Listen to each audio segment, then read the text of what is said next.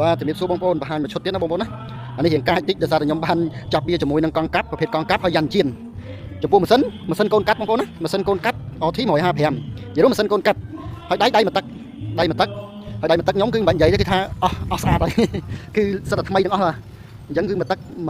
កំប៉ុងនេះថាដៃចកេះហើយទៅនឹងសាក់ស៊ីគឺអស់ទោះហើយបាទគឺខ្ចីញញហើយធានាជូន3ខែលើប្រអប់លេខបាទអញ្ចឹងឈុតនេះខ្ញុំចាប់ជាមួយនឹងកង់កាប់កង់ថ្មីយ៉ាន់ជៀនកង់កាប់យ៉ាន់ជៀនពោះវៀនថ្មីកង់ថ្មីទាំងអស់ហើយម៉ាស៊ីន155តម្លៃលក់មួយឈុតនេះ4លានជាងណាបងប្អូនស្ដាប់អត់ច្រឡំទេគឺ4លានជាងគឺស្អាតមែនតើហ្មង4លានជាងអាតួឈរហ្នឹង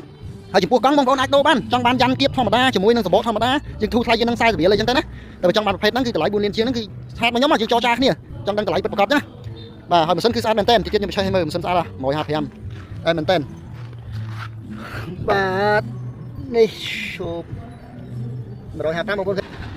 ចឹងម៉ាស៊ីនហើយទៅនឹងដៃខាងខ្ញុំចិត្តធ្វើអីស្អាតណាទៅស្អាតយើងស្រួលលក់ហើយអ្នកទិញក៏គាត់ពេញចិត្តនឹងទិញដែរព្រោះវាស្អាតណាបងប្អូនណាមើលសាច់ប៉ុងណាសាច់ប៉ុងអីគឺយើងស្រៀបចំឲ្យស្អាតអស់បើថាក្រៅពីប៉ុងវិញគឺដូរថ្មីជូនទាំងអស់ថ្មីស៊ីនដូរជូនទាំងអស់ហ្មងអត់មានអីបាញ់ឆ្នាំទៅទាល់អីទេគឺដាក់ថ្មីហ្មងសូម្បីតែដៃនេះគឺថ្មីជ្រើងយកហ្មងចឹងបងប្អូនត្រូវការអាចតងបានណាលេខទូរស័ព្ទខ្ញុំដាក់នៅលើវីដេអូហ្នឹងហើយទីតាំងខ្ញុំនៅផ្សារចូលស្រុកកំចៃមាសខេត្តព្រៃវែងនៅខាងព្រៃវែងណាបងប្អូនណា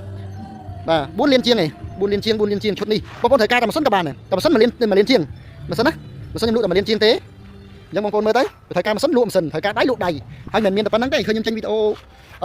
នេះរហងៃហ្នឹងតិចច្រឡំថាមានដៃមួយយកមកចាប់ម៉ាស៊ីនខុសគ្នាអត់ទេបងប្អូនម៉ាស៊ីនមានច្រើនណោះប្រឈរចោលនៅនោះសោះជប៉ុនហើយនៅមុខផ្ទះនៅអីហ្នឹងទៅអញ្ចឹងម៉ាស៊ីនមានច្រើនខ្ញុំចាប់ខ្ញុំទៅខ្ញុំទៅខ្ញុំចាប់ខ្ញុំថតទៅតិចទៀតថតម៉ាស៊ីននឹងដីម្ដង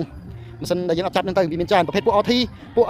ជប៉ុនពួកកូនកាត់មានស្អាតមានអត់ស្អាតមានច្រើនហើយតិចទៀតចូលច្រើនជាងទៀតចូលច្រើនគឺប្រភេទធូរថ្លៃមានសម្រាប់បូមទឹក60,000 70,000អីមានច្រើនណាស់អញ្ចឹងបងប្អូនមើលណាស្អាតមែនតើឈុតហ្នឹងអរគុណ